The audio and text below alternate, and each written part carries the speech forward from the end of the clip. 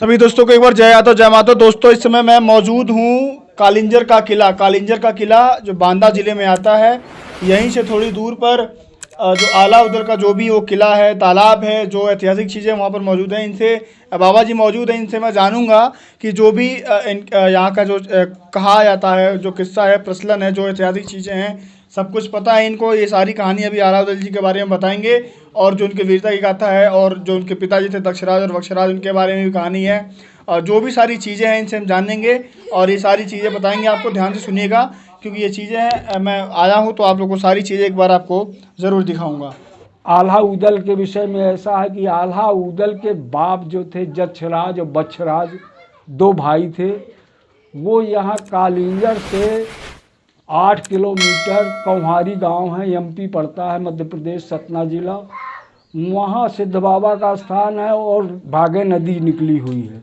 नदी में एक ग्वालिन जो है कौहारी की आके वहाँ जल लेके वापस जा रही थी, तो क्या हुआ कि रास्ते में दो भैंसा लड़ रहे थे।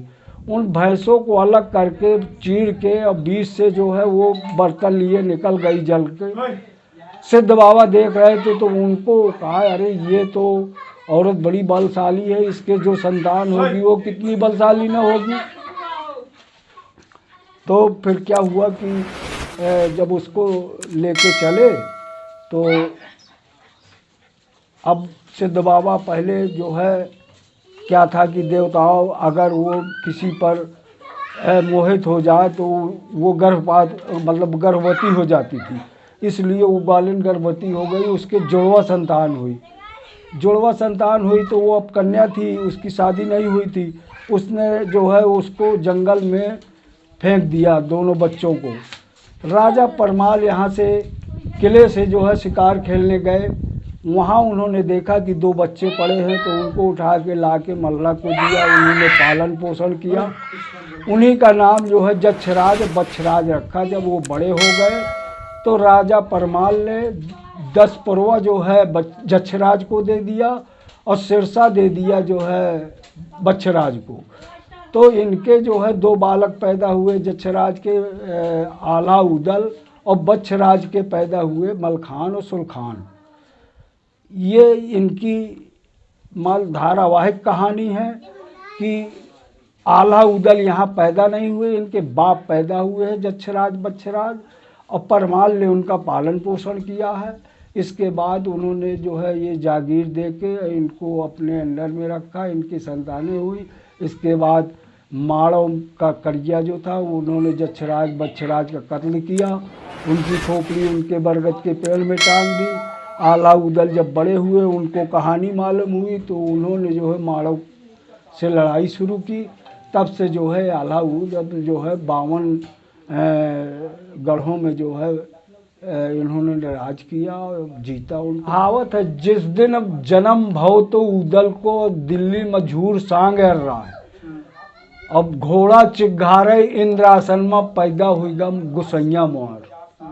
मतलब घोड़ा जो है इंद्रासन में चिल्ला रहा है कि मेरा गुसैया पैदा होगा। और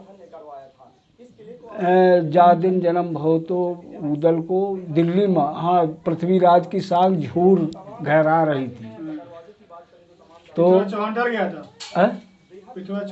चौहान डरता था तो केवल उदल से डरता था, क्योंकि उदल जो है जाके पहले उसका कलश गिरा देता था। सबसे पहले घोड़ा से उड़ के और कलश गिरा देता था। तो वो जान जाता था कि उदल आ गया मैदान में, मैं न ले पाऊंगा इससे मैदान, तो मोहरा फेर देता था। बहुत बलशाली थे आल्हा। देखिए देवी के वरदानी थे, शारदा देवी ने इनको वरदान दिया था, लेकिन उन्होंने असमंजस में देवी ने डाल दिया इनको। उन्होंने कहा कि आल्हा उदल दोनों भैया तामे एक अमर हो जाए। तो ये असमंजस में पड़े रहे कि उदल सोच रहा था कि आल्हा अमर है और आल्हा सोच रहा था कि उदल अमर है। वो तो जब उदल मारा गया है तब आल्हा के नेत्र खोले हैं कि अरे अमर मैं हूँ और मैंने लड़के भाई को मरवा डाला। ये कहानी है। कहा ये भी जाता था कि आला और ये भी ना कि बड़े लड़िया महुआ वाले उनके मार सही ना जाए। हाँ। एक के मारे दो ही मर जाए, तीजा खौफ खाए मर जाए। हाँ। थोड़ा उसको बताइए। 10,000 हाथी का बल था उदल के पास। 10,000 हाथी का बल। हाँ। और आला में आल्हा तो वो अमर देवी का वरदानी था। वो तो पश्चावत हाथी उसका बलशाली था कि वो सेना को बेस्ट कर देता था। जंजीर फिराता था वो, जहाँ वो जंजीर फिरावे तो मैदान में वहाँ कोई सामने ना करे। तो उनका गांव यहीं पे है ना, आला उदल का जो गांव? आला उदल का गांव वहीं है, महोबा के क्षेत्र में, दसपरवा और सिरसा। वहीं है, सिरसागढ़ हाँ। वगैरह सब है, वहीं है सब। हाँ। ठीक है।